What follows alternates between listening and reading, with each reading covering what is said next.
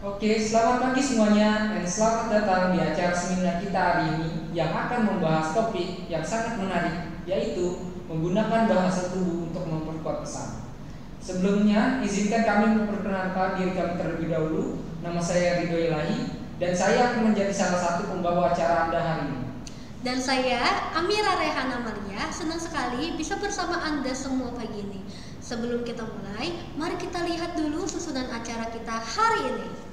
Baik, sebelumnya acara kita akan dimulai dengan menampilkan sebuah video yang memberikan gambaran singkat mengenai pentingnya bahasa tubuh dalam komunikasi. Setelah itu, kita akan mendengarkan presentasi dari dua narasumber kita yang luar biasa. Betul sekali Ridho, narasumber kita yang pertama adalah Bapak Luki. Beliau adalah seorang pakar komunikasi nonverbal yang telah berpengalaman lebih dari 15 tahun di bidangnya. Selain itu, ia juga seorang senior PR dari Maurizio Corporation. Dan narasumber kita yang kedua adalah Ibu Faradia, seorang psikolog dan juga konsultan komunikasi yang telah membantu banyak perusahaan meningkatkan aktivitas komunikasi mereka. Baik, tanpa berlama-lama lagi, mari kita mulai acara ini dengan diawali menonton video pengantar. Kami dari tadi ya. Mengucapkan semoga Jo dan Serla langgeng terus sampai tua. Sakinah, mawaddah dan warahmah. amin. Amin. Amin. Wetan Kecamatan Sukra, Kabupaten Indramayu ya. Saya wassalamualaikum bro. Atas nama ya. Saya sebelumnya Anda kita dikembalikan ya dari perwakilan tuan rumah saya. Saya atas nama ya Desa Sukrawetan Kecamatan Sukra Kabupaten Indramayu ya. Ya ini saya yang belum suntuk malam. Saya menegaskan dari Repe, Ripa, Rapi, Gema, Ripa. Assalamualaikum. Jika saya terpilih menjadi kepala desa, saya akan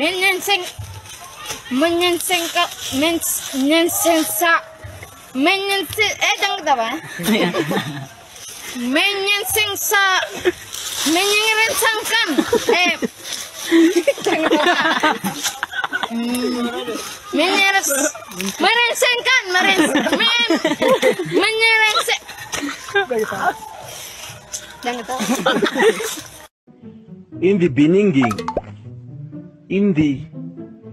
in the beginning,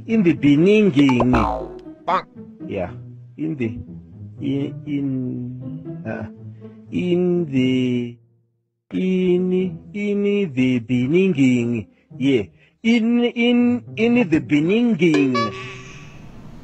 Baik, dari video yang telah kita nonton, kita bisa lihat bahwa di kehidupan sehari-hari masih banyak penggunaan public speaking yang masih salah. Oleh karena itu, marilah kita mendengarkan pembicara-pembicara kita hari ini untuk mempelajari lebih lanjut mengenai pentingnya penggunaan public speaking yang benar dan bagus. Betul sekali Amira, oleh karena itu izinkanlah kami untuk memanggil narasumber kita yang pertama, yaitu Bapak Luki. Untuk Bapak Luki, untuk dipersilakan untuk menyampaikan materi presentasinya.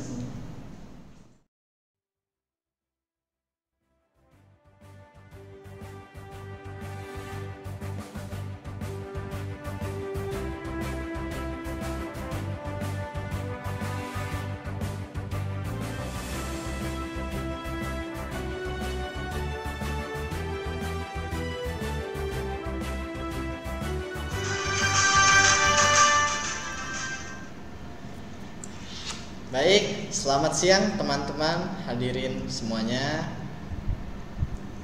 Perkenalkan, nama saya Luki Alipia Mustampirmansyah. Saya adalah seorang senior public relation manager dari Maurizio Corporation.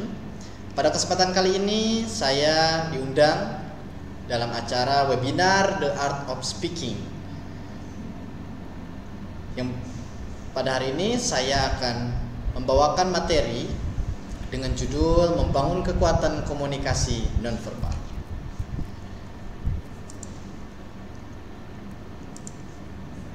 Baik, Dalam dunia yang dipenuhi dengan kata-kata, seringkali kita lupa bahwa komunikasi tidak hanya terjadi melalui ucapan, tetapi juga melalui bahasa tubuh.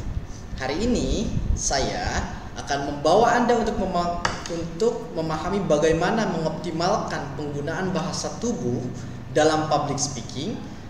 Kita akan menjelajahi bagaimana gestur, postur, dan ekspresi wajah dapat meningkatkan kekuatan pesan yang ingin kita sampaikan kepada audiens. Nah, baik, di slide berikut ini ada 5 poin yang harus kita siapkan untuk meningkatkan bahasa tubuh kita. Yang pertama adalah gestur. Gestur ini untuk meningkatkan kekuatan pesan, penggunaan tangan. Penggunaan tangan ini untuk menekankan poin-poin yang penting untuk kita bisa menunjukkan ukuran dan arah agar dapat membantu audien untuk memahami dan mengingat informasi. Nah, kemudian selain itu gestur juga bisa secara alami. Pastikan gestur Anda terlihat alami dan tidak dipaksakan agar pesan yang disampaikan tetap otentik. Nah, mungkin teman-teman tidak asing ya terhadap orang-orang yang ketika dia berbicara tangannya tidak mau diam. Itu adalah bentuk bahwa dia berkomunikasi tidak hanya melalui ucapan tetapi dengan bahasa tubuh. Selanjutnya, yang kedua yaitu postur. Postur ini menampilkan kepercayaan diri. Bagaimana postur yang baik dan tepat? Postur yang baik dan tepat adalah berdiri tegak. Tegak, siap, posisi kaki siap. Nah, itu adalah postur tubuh yang siap. Siap seperti apa? Siap untuk didengarkan oleh audiens. Bahwa kita selaku pembicara sudah betul-betul siap untuk menyampaikan materi dan mereka dengan siap pula menyambut kita untuk mendengarkan materi yang akan kita sampaikan. Seperti itu. Yang ketiga adalah ekspresi wajah. Ekspresi wajah ini mencerminkan kepercayaan diri kita ketika kita berbicara kepada audiens. Ekspresi senyum, ekspresi emosi, ekspresi sedih itu adalah menggambarkan bahwa kita betul-betul menguasai materi yang akan kita sampaikan kepada mereka. Selain itu, dengan ekspresi wajah kita itu akan menunjukkan bahwa Anda berbicara langsung kepada mereka. Anda betul-betul semangat, antusias berbicara dengan mereka, sehingga mereka sebagai audiens bisa dengan maksimal memperhatikan kita selaku pembicara untuk mendengarkan apa yang kita sampaikan. Seperti itu. Kemudian yang keempat adalah gerakan tubuh. Nah, selain tangan tadi yang bergerak, ternyata tubuh juga perlu bergerak untuk kita bisa menyampaikan informasi. Seperti apa tubuh yang bergerak? Tubuh yang bergerak ini menjadi dinamika dan minat kita untuk berbicara. Berpindah tempat, bergerak di sekitar panggung secara teratur, dapat mempertahankan minat audiens dan menjaga energi tetap tinggi. Kita bisa bedakan mana orang yang betul-betul diam, betul-betul tidak memperhatikan gerak tubuhnya ketika dia berbicara, dengan orang yang lihai dalam berbicara, lihai dalam gerakan. Itu memberikan feel yang berbeda untuk kita lihat sebagai audiens. Nah, sehingga itu akan membantu si pembicara agar lebih baik dan mendapatkan poin lebih di mata audiens. Nah, yang terakhir tidak kalah pentingnya yaitu menyelaraskan bahasa tubuh dengan kata-kata. Nah, konsistensi, pastikan bahasa tubuh Anda konsisten dengan apa yang Anda katakan untuk menghindari kebingungan dan meningkatkan kepercayaan. Jadi, ketika kita berbicara kemudian membantu dengan gerakan tubuh, bahasa tubuh yang kita berikan itu harus sesuai dengan apa yang kita sampaikan dalam ucapan kita. Jadi tidak bisa kita bergerak secara acak-acakan, secara asal-asalan. Kita juga harus memberikan ekspresi wajah yang sesuai dengan apa yang kita sampaikan, memberikan gestur tangan sesuai dengan apa yang kita sampaikan, agar materi yang kita sampaikan kepada audiens bisa diterima secara efektif. Seperti itu. Nah, kemudian dalam slide ini ada beberapa hal yang harus kita hindari dalam memberikan bahasa tubuh, yaitu ini menghindari bahasa tubuh yang negatif tentunya ya. Apa saja sih bahasa tubuh yang negatif? Nah, yang pertama adalah menyilang tangan. Nah, menyilang tangan ini adalah bahasa yang negatif, yang mungkin teman-teman tidak semuanya tahu, tapi tidak asing kan bahwa tidak boleh kita ketika berbicara itu dalam memberikan atau mengisyaratkan gerakan tangan yang menyilang seperti itu. Itu dimasukkan ke dalam kategori gerakan tubuh yang negatif. Yang kedua, kurangnya kontak mata. Nah, ketika kita berbicara kepada audiens, tidak hanya gerakan tubuh, tidak hanya gerakan tangan, tetapi kontak mata itu adalah hal penting yang harus kita hati-hatikan. Karena kontak mata yang kurang, secara tidak langsung kita tidak memperhatikan audiens, itu otomatis bahwa audiens juga tidak akan maksimal untuk melihat kita. Sehingga alternatifnya adalah lakukan kontak mata dengan audiens untuk menunjukkan perhatian dan keterhubungan. Yang ketiga adalah menghindari gerakan tertentu. Maksudnya adalah efek negatif dari menghindari gerakan tertentu ini menunjukkan ketegangan kita, menunjukkan kepanikan kita. Efek negatifnya gerakan berulang atau gelisah seperti mengetuk-ketuk kaki dapat mengalihkan perhatian dan menunjukkan ketegangan. Orang panik ya biasanya mic-nya goyang atau seperti apa, itu sebisa mungkin kita hindari. Alternatifnya seperti apa? Lakukan kontak mata dengan audiens, kemudian berlatih untuk tetap tenang dan melakukan gerakan yang terkendali. Seperti itu. Yang keempat apa? Yang keempat adalah postur membungkuk. Postur badan yang membungkuk itu menunjukkan ketidakpercayaan diri seorang pembicara. Efek negatifnya apa? Dengan membungkuk itu dapat menunjukkan kurangnya kepercayaan diri dan ketertarikan. Sehingga apa yang dilihat audiens itu si pembicara tidak maksimal, tidak pede, tidak percaya diri dengan apa yang dia sampaikan.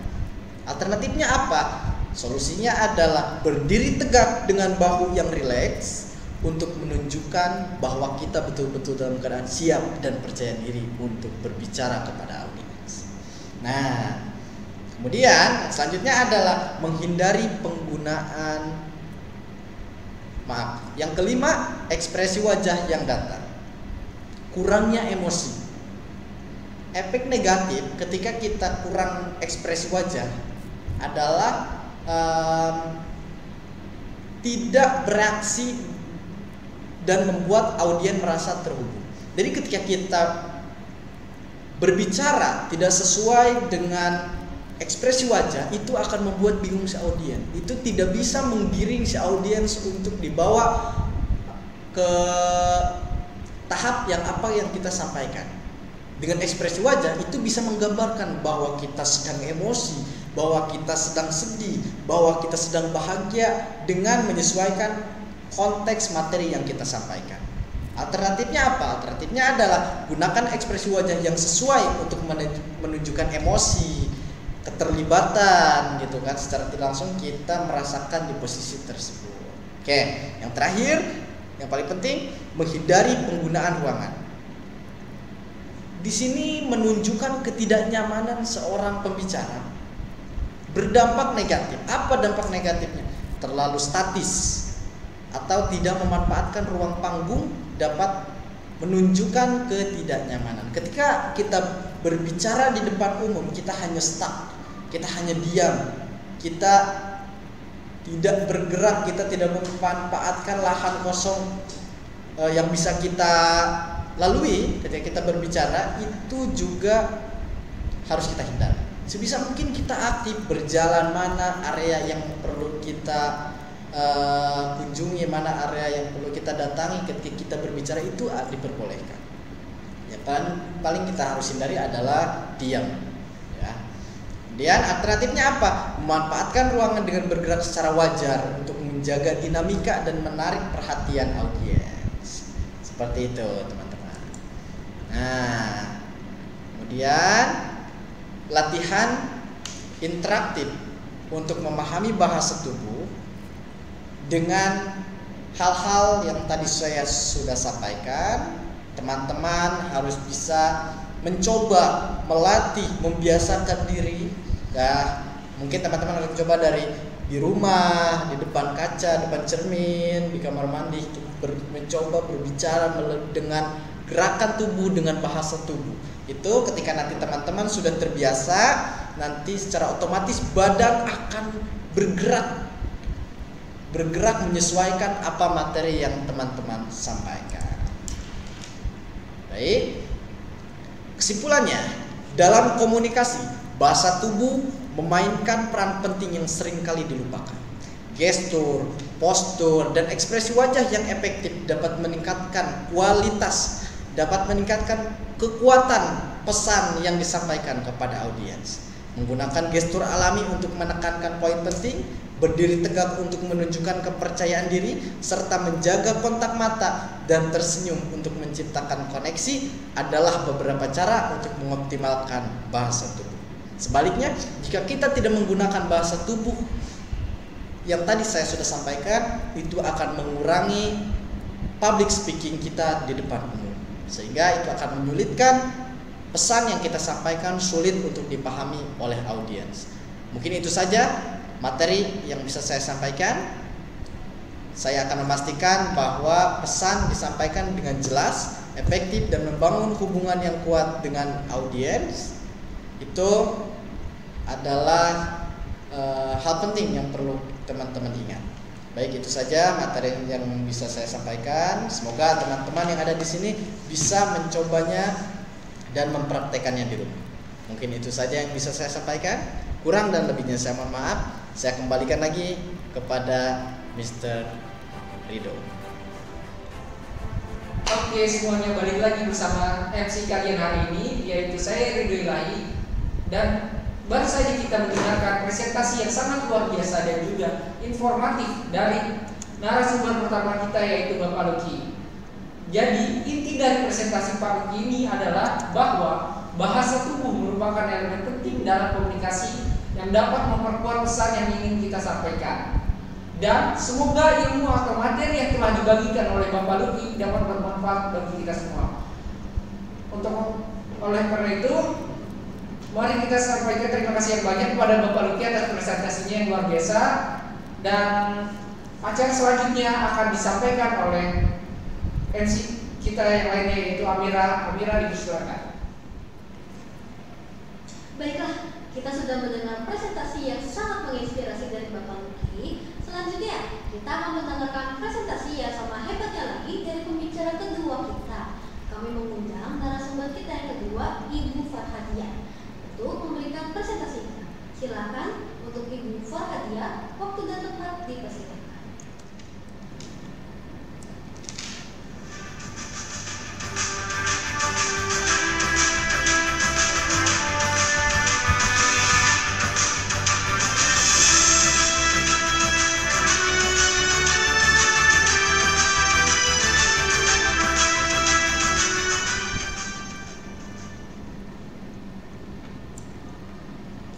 Ya, selamat pagi semuanya. Assalamualaikum warahmatullahi wabarakatuh. Sebelumnya perkenalkan, nama saya Farhadiah Syawal Fitri. Saya selaku CEO dari Fadia Consulting.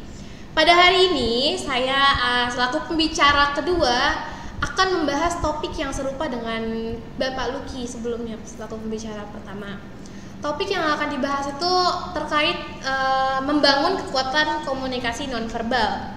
Namun jika sebelumnya itu membahas tentang apa saja sih bahasa tubuh yang harus dilakukan saat kita melakukan public speaking, sekarang saya akan membahas keuntungan apa saja yang akan kita dapat jika kita menggunakan bahasa tubuh saat kita melakukan public speaking. Oke, next. Oke, seperti yang saya katakan sebelumnya, jadi saya akan membahas keuntungan menggunakan bahasa tubuh saat public speaking. Di sini saya akan membahas beberapa keuntungannya, mulai dari menarik perhatian audiens hingga membangun kepercayaan audiens. Jadi mari kita lihat bagaimana bahasa tubuh dapat menjadi kunci sukses dalam komunikasi di depan publik. Next. Oke, yang pertama ini ada membuat orang atau audiens tertarik dan fokus pada topik yang sedang kita bahas atau saat kita sedang berbicara di depan. Jadi dalam dunia yang penuh gangguan ini, menjaga perhatian audiens pada pesan kita adalah tantangan besar ya. Jadi bahasa tubuh yang efektif bisa menjadi alat yang sangat berguna untuk mencapai hal ini. Gestur tangan yang dinamis dan alami juga dapat menekankan poin-poin penting dan membuat pesan terasa lebih otentik dan menarik. Postur tubuh yang tegap juga sangat mempengaruhi karena dapat mencerminkan kepercayaan diri dan membuat audiens cenderung lebih mendengarkan dan menghargai apa yang kita sampaikan.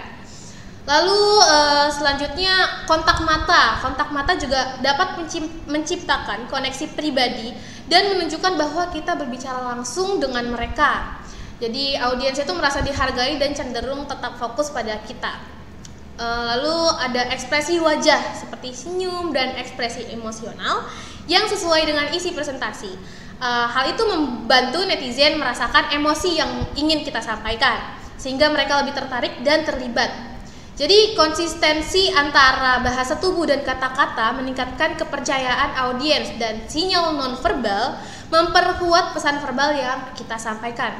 Dengan mengoptimalkan bahasa tubuh melalui gestur, postur, ekspresi wajah, dan kita juga dapat menjaga perhatian audiens dan membuat presentasi kita menjadi lebih menarik dan efektif, serta membantu menyampaikan pesan dengan jelas dan membangun hubungan yang kuat dengan audiens kita. Selanjutnya, yang kedua ada meningkatkan kredibilitas dan kepercayaan diri. Oke, di sini meningkatkan kredibilitas dan kepercayaan diri dalam public speaking dapat dicapai melalui bahasa tubuh yang tepat. Postur yang tegap menunjukkan kepercayaan diri dan kesiapan, memproyeksi citra profesional yang kuat kita. Kontak mata yang mantap menciptakan koneksi dan menunjukkan kejujuran, membuat audiens merasa dihargai dan cenderung lebih menghargai kita.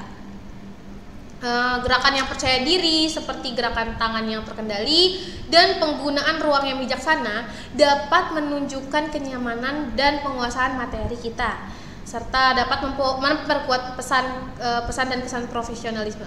Dengan demikian, postur tegap, kontak mata yang mantap, dan gerakan yang percaya diri bersama-sama dapat membangun kredibilitas dan meningkatkan kepercayaan dari audiens. Oke, next. Selanjutnya ada membantu dalam penekanan poin penting. Oke, di sini tuh maksudnya itu adalah salah satu keunggulan bahasa tubuh dalam public speaking ya ini ya. Itu adalah gestur tangan yang tajam seperti menunjuk atau membuka tangan lebar-lebar dapat menarik perhatian audiens pada poin-poin kunci dan menekankan pentingnya informasi tersebut. Gestur ini memberikan visualisasi yang mendukung kata-kata yang diucapkan, sehingga membuat pesan lebih mudah diingat. Selain itu, ekspresi wajah yang kuat seperti mengerutkan dahi untuk menunjukkan keprihatinan atau tersenyum untuk menunjukkan persetujuan dapat mengomunikasikan emosi dan makna dengan lebih jelas.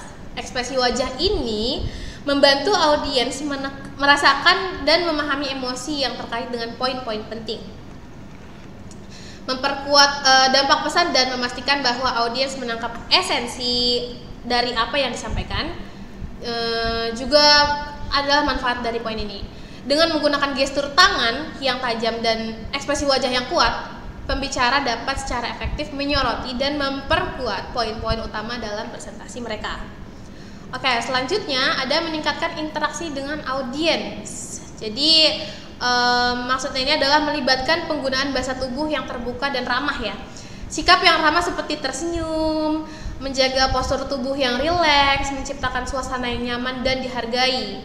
Gestur yang terbuka seperti tangan yang tidak disilangkan dan mengulurkan tangan ke arah audiens menunjukkan keterbukaan dan mengundang partisipasi aktif audiens.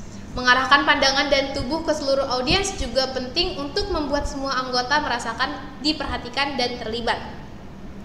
Dengan demikian, pembicara dapat menciptakan lingkungan yang mendukung interaksi dua arah yang kuat gitu ya, mendorong audiens untuk berbagi ide dan pengalaman sehingga presentasi menjadi lebih dinamis dan kolaboratif. Selanjutnya, kita dapat menyampaikan emosi dengan lebih efektif. Di sini tuh maksudnya ini tuh sebagai kunci untuk menyampaikan emosi dengan lebih efektif kepada audiens ya. Jadi ekspresi wajah yang tulus seperti senyuman yang tulus atau ekspresi berapi-api dapat mengomunikasikan perasaan dengan jelas tanpa kata-kata. Ini membantu audiens merasakan emosi yang ingin kita sampaikan, membangun koneksi emosional yang kuat. Selain itu, gestur yang tepat seperti menggelengkan kepala dengan lembut atau mengangguk dengan semangat dapat memberikan tambahan nuansa yang mendukung apa yang kita katakan. Gestur ini dapat menguatkan pesan kita dan membuat lebih meyakinkan serta memastikan bahwa audiens benar-benar merasakan dan memahami emosi yang kita sampaikan. Dengan demikian, kombinasi ekspresi wajah yang tulus dan gestur yang tepat sangat membantu dalam menyampaikan emosi dengan jelas dan efektif kepada audiens.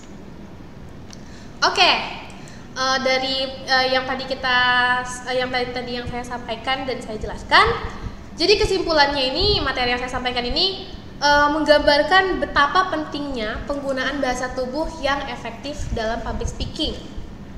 Dari menarik perhatian dan mempertahankan fokus audiens hingga membangun kredibilitas, penekanan poin penting, meningkatkan interaksi dan menyampaikan emosi dengan lebih efektif.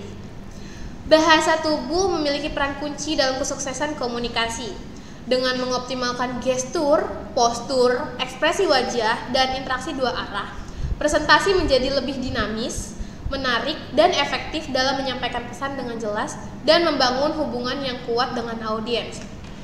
Oke, jadi itu saja yang bisa saya sampaikan. Semoga bermanfaat bagi kalian semua, ilmunya sampai ke kalian semua tentang beberapa keuntungan saat kita berbicara di depan umum dengan menggunakan bahasa tubuh ya. Oke, selanjutnya saya akan kembalikan kepada host kita pada hari ini, kepada Ibu Amirah. Terima kasih waktunya Ibu.